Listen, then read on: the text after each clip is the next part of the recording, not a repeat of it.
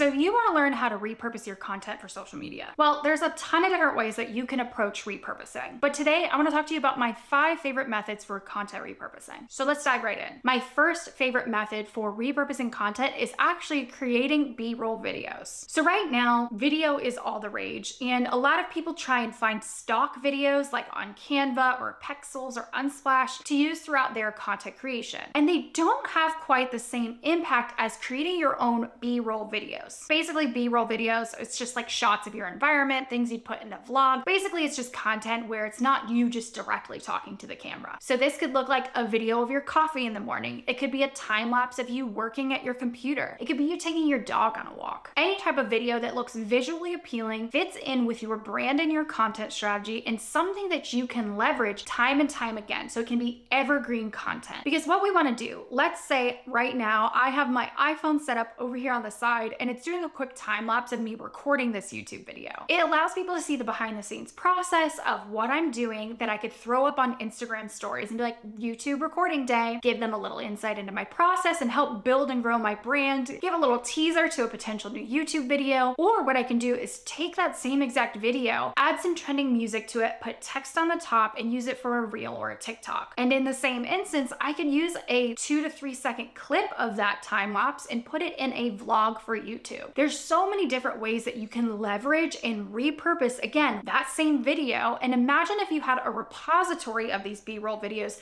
that you could use over and over and over again. So to make this method work, start documenting your day. Set up your phone somewhere and take like a 10-second clip. Pro tip, when you go to set up your phone for this B-roll, make sure you're recording a little longer than you think you need. So when I'm recording B-roll for something like a vlog to go on TikTok, I might only use 1 to 3 seconds of that particular video, but I might record a clip that's 5 to 10 seconds so that I have a little bit more editing leeway in the long run. There's a little bit more flexibility in case I need a longer clip or I don't like the beginning or don't like the end. And same rings true, like if you're doing a time lapse, record for 5 minutes rather than just 1 minute, because once it condenses into that like fast-paced time lapse look, it might only be like a 3-second clip. So always record a little bit more than you think you need. Method number 2, you want to recreate high-performing previous content. So what I want you to do is go into your preferred platform, whether it's Instagram or TikTok or YouTube or Twitter, take a look at your analytics and review your top performing content from the past. To give you a quick example, I really like looking at reach for Reels to see how many accounts I reached,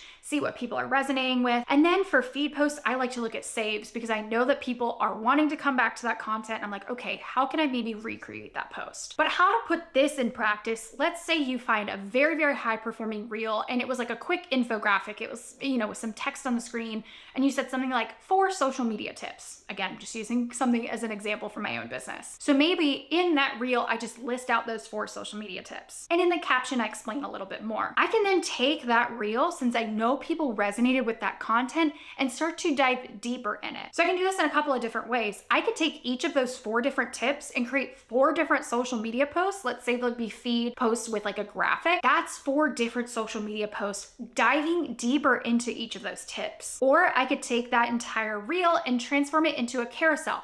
The same exact topic, I could use the copy from the caption and literally create a carousel of that same information where it's just saying, here's 4 social media tips. And again, all you're trying to do is think of taking a piece of content that has performed well for you in the past and recreating it in a new way that your audience is gonna resonate with. And it's gonna help save you time and energy. So you don't have to come up with a new content idea. You don't have to come up with all the copy. You don't have to take all of this time creating this piece of content because the hard work is already done for you. It's just figuring out a way to reformat it. Another fun way that I did this recently, over on TikTok, I actually posted a video with text on the screen and it was just like a really fun quote. And I was like, okay, this will perform well. What I did is literally in the same hour, I quickly recorded a video of me talking to the camera saying the quote, and both of those pieces of content performed really well. And again, wasn't much extra effort. And I was able to see which one my audience resonates with more, and again, have double the amount of content. So you can take those types of tips and really start to implement them in your business as well. All right, method number 3 is taking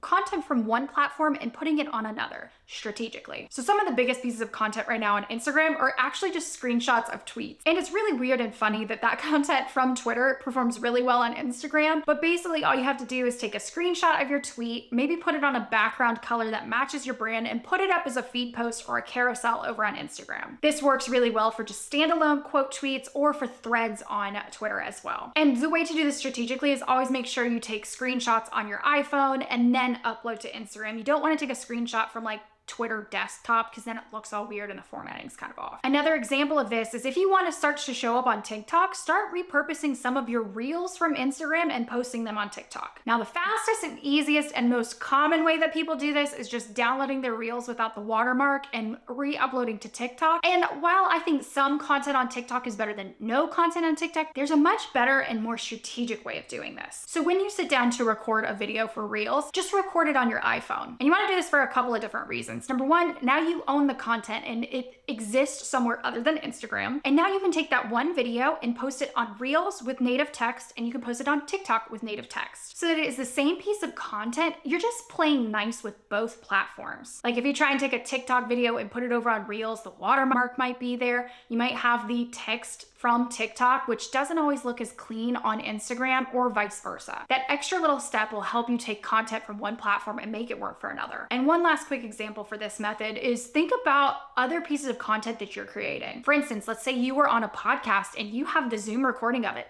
throw it up on YouTube. Or let's say you wrote a really, really detailed blog post. How can you condense it just a little bit and publish it as a LinkedIn article? Or let's say you had some PR, you were featured in some kind of article. How can you take what you said in that article and repurpose it for Instagram and create a piece of content around it? There are so many different ways to cross-promote the same idea or the same type of content and make it work for a different platform. So number 4 is a little bit cheeky, but I promise it will pay off in the long run. Think about scheduling a particular post once a quarter. Now, hear me out before you freak out. You might think to yourself, like, my audience doesn't want to see the same content over and over again. You need to remember that vast majority of your content is not seen by vast majority of your audience. And plus, once a quarter, you might have new people that have come into your audience that haven't seen that piece of content before. So let's start with Instagram as an example. People love reading, and you probably love creating like an intro post, meaning you introduce yourself to your audience with like a fun little picture or a quote or whatever that looks like, and telling people, hey, thanks for being here. Here's who I am. Here's what I do. Now, the next time you think about going and doing an intro post on social media, I want you to go into your preferred scheduling platform, mine is later,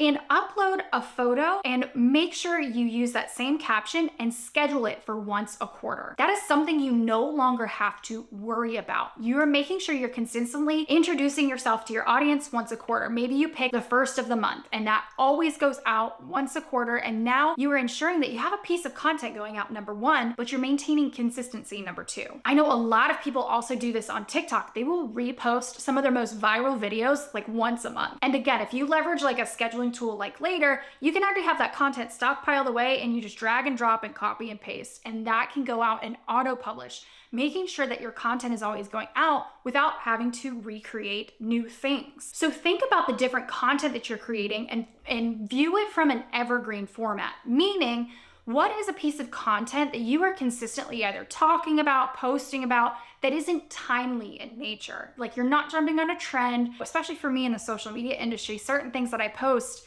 might not be relevant 2 months, 3 months down the line. But something like an introduction post or talking about a particular product, those things are evergreen, meaning they are gonna be around for a long time. How can I take that same piece of content and post it frequently? So in what areas can you repurpose, reuse, and literally post the same type of evergreen content over and over again? And number 5, my personal favorite, and it can get a little complex, is the hero content strategy. Now, again, like I said, this can get a bit complex, but basically what it means is you are creating one long form piece of content. For me, it's these YouTube videos. Maybe for you, it's a podcast or a blog post, but creating some long form piece of content that you can then break down into smaller pieces. So you're watching this YouTube video right now. I am going to then take this video and break it down into smaller short form clips for Reels, TikTok, Pinterest, idea pins for shorts, Facebook Reels, like it literally goes everywhere. And then everything that I'm saying in this video, it's transcribed into a document so that I can then take the words that I'm saying